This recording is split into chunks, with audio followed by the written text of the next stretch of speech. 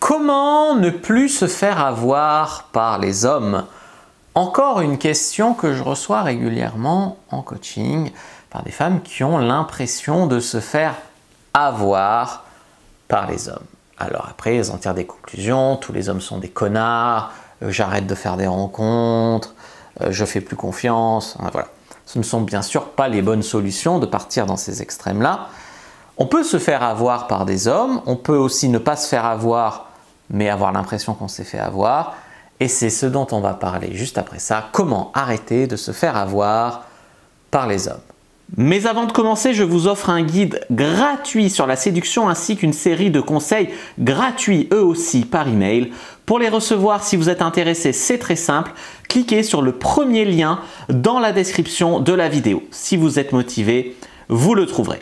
Abonnez-vous et activez la cloche parce que si vous ne le faites pas, YouTube ne vous préviendra pas à la sortie des prochaines vidéos et vous allez rater des pépites. Mettez un like pour me faire savoir que vous pensez que cette vidéo est utile et pour que j'en fasse d'autres comme ça ou sur ce thème-là. Si vous pensez que ce contenu est utile, partagez-le en public ou en privé, je comprendrai. Vous pouvez aussi me laisser un commentaire, je les lis tous et j'y répondrai avec grand plaisir. Donc je ne sais plus si je l'ai dit, mais je suis Fabrice Julien, coach et auteur, expert en séduction depuis 2010.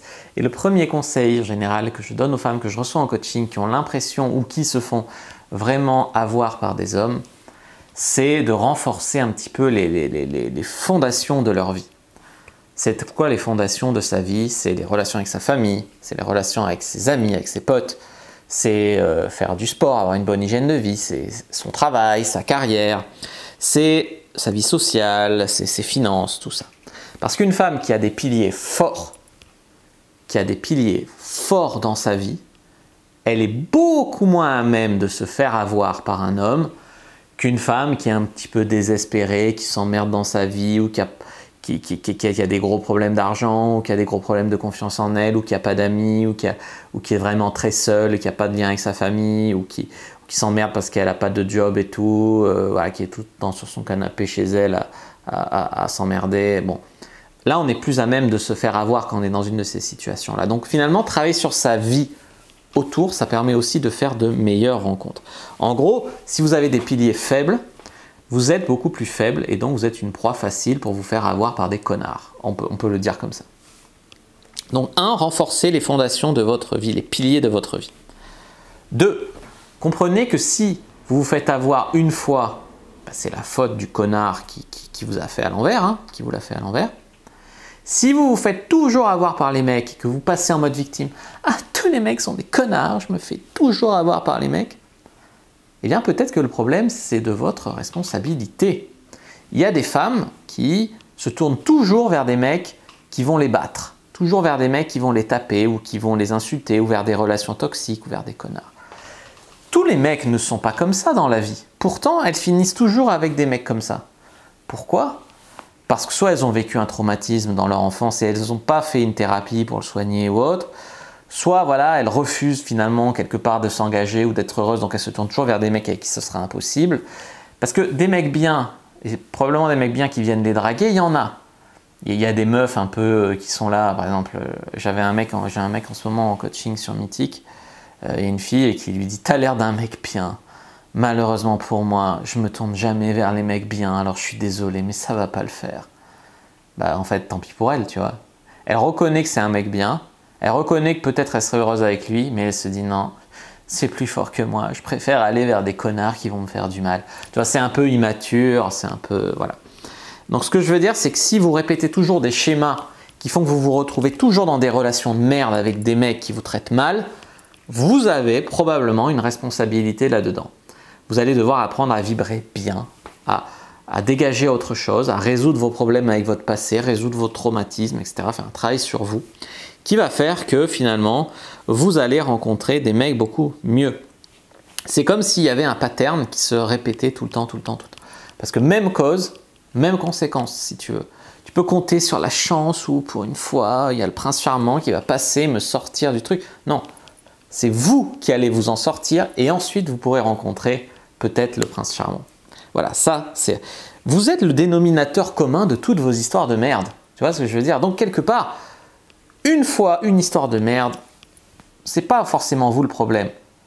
Si tout le temps vous êtes dans des histoires de merde, je suis désolé, mais le dénominateur commun, c'est vous. Vous êtes responsable de répéter toujours ce pattern. Le point suivant, c'est que moi, ce que je vous conseille, et la plupart des femmes font le contraire, si vous en avez marre de vous faire avoir par des connards, vous sortez d'une histoire de merde et que vous voulez vous en sortir, eh bien, il faut arrêter de me dire « je vais arrêter de faire des rencontres ». Voilà. Non, ce n'est pas la solution. Au contraire, pour arrêter de se faire avoir par des mecs, il faut rencontrer plus d'hommes et plus d'hommes différents. Des hommes différents de ce que vous rencontrez d'habitude. Des hommes différents de ce que vous pensez qu'est votre genre.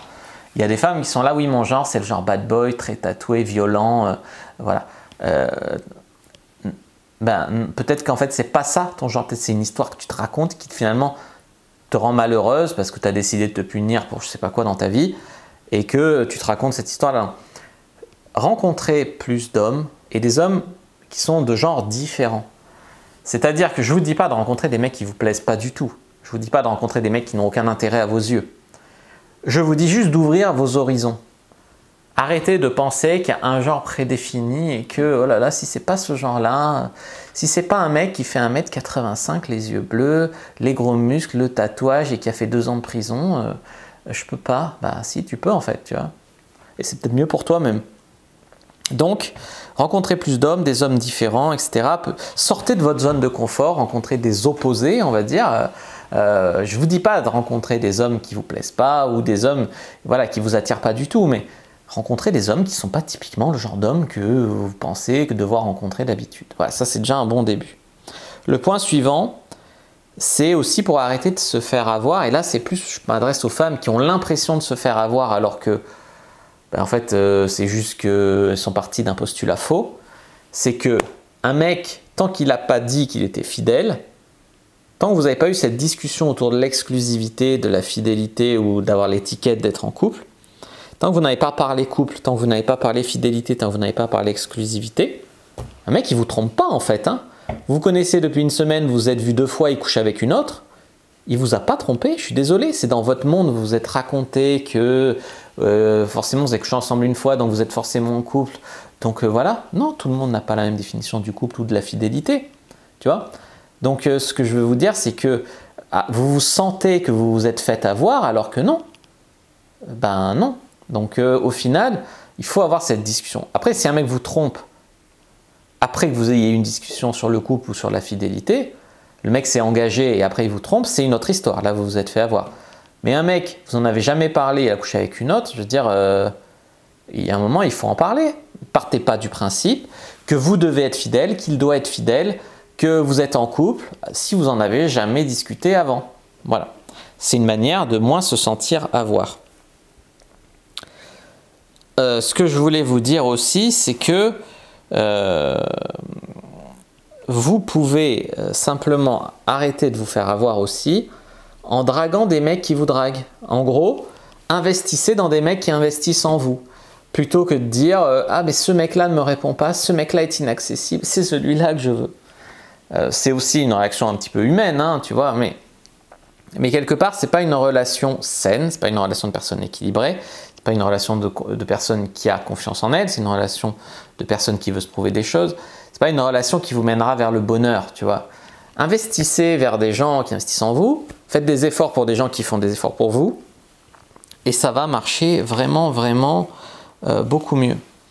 Pour revenir sur l'exclusivité tout à l'heure, comprenez que la vraie valeur, c'est votre exclusivité. C'est-à-dire que si le mec veut pas être exclusif sexuellement ou veut pas se mettre en couple avec vous, vous pouvez très bien voir d'autres mecs. Et il va y perdre beaucoup plus, tu vois, puisque vous allez coucher avec d'autres mecs et après il sera dégoûté, tu vois. C'est beaucoup plus dur pour un homme, j'ai l'impression, que sa copine ou la fille qu'il voit coucher avec d'autres, plutôt que pour une femme de savoir qu'il a couché avec une, mais que c'est elle qui l'aime, tu vois. Il y avait un truc sur la jalousie, j'avais fait une conférence là-dessus, j'avais assisté à une conférence sur un spécialiste de la jalousie qui a expliqué que biologiquement, la femme était beaucoup plus jalouse. Ça ne veut pas dire qu'elle n'est pas jalouse quand un homme couche avec une autre, mais elle est beaucoup plus jalouse quand un homme donne de l'engagement, de l'amour, de l'affection à une autre femme que quand il donne juste un coup de bite. Et l'homme était beaucoup plus jaloux qu'une femme couche avec un autre sexuellement que un homme, que sa copine parle avec un collègue de bureau, flirte avec lui, mais ne couche pas avec, tu vois. Autrement dit, l'homme, il est jaloux quand c'est sexuel et la femme, elle est plus jalouse quand c'est émotionnel, tu vois. Donc au final, l'homme, s'il ne veut pas votre fidélité, s'il ne veut pas vous donner sa fidélité, vous ne lui donnez pas la vôtre et au final, ça va lui faire beaucoup plus mal que vous, tu vois. Donc au final, comprenez que la vraie valeur, c'est votre exclusivité. Et ensuite, oui, pour arrêter de vous faire avoir par les mecs, mettez de la valeur sur ce que les mecs font plus que sur ce que les mecs disent ou racontent. Il y a des femmes qui disent « oui, il fait ça, mais il m'a dit que… » Oui, mais on met plus de valeur sur ce que font les gens que sur ce qu'ils disent. Des fois, les gens, d'ailleurs, ils n'ont pas l'impression de mentir, c'est juste qu'ils ne se voient pas comme ils sont aussi. Ou alors, ils mentent. Ou alors, ils racontent des choses pour vous impressionner, mais ils n'en sont pas capables. Il faut mettre plus de valeur sur ce que la personne fait que sur ce que la personne dit. Et puis finalement, hein, comme disent les Américains et les Anglais, wait and see, t'attends, tu vois, t'observes. Plutôt que de vouloir la réponse tout de suite. Alors, tout de suite, est-ce qu'on est un couple? Alors, tout de suite, est-ce que tu me promets que… Wait and see. C'est-à-dire, on attend, on observe, on voit. À vouloir une réponse tout de suite, ça donne souvent une réponse tronquée. Donc, ça ne sert pas à grand-chose, tu vois. Après, ne pas avoir peur d'être seul, ça vous permet d'arrêter de vous faire avoir par les mecs. Comme j'ai dit, travailler sur les fondations de votre vie, avoir un cercle social, avoir des amis, avoir d'autres options, etc. Eh bien ça, c'est quelque chose qui est très important parce qu'au final, il y a des gens qui se mettent dans des couples de merde parce qu'ils se sentent seuls, ils ont peur d'être seuls. Et donc au final, c'est pas vraiment que cette personne, ils y ont confiance ou ils veulent être avec elle, c'est qu'ils veulent pas être seuls. Donc ça mène à des histoires de merde. Donc arrêtez d'avoir peur d'être seul, travaillez sur votre peur d'être seul. Et le dernier concept, c'est écouter votre instinct. Parce que des fois, l'instinct, il a raison. Alors j'avais fait une vidéo sur est-ce que vous avez un bon instinct ou une mauvaise intuition, voilà, ou pas confiance en vous. Des fois, c'est votre manque de confiance en vous qui fait que vous allez rejeter des mecs qui étaient très bien et qui n'avaient rien fait. Mais si vous arrivez vraiment à vous connecter à votre instinct, à votre intuition, et que vraiment vous ne le sentez pas, des fois, il faut s'écouter et se faire confiance.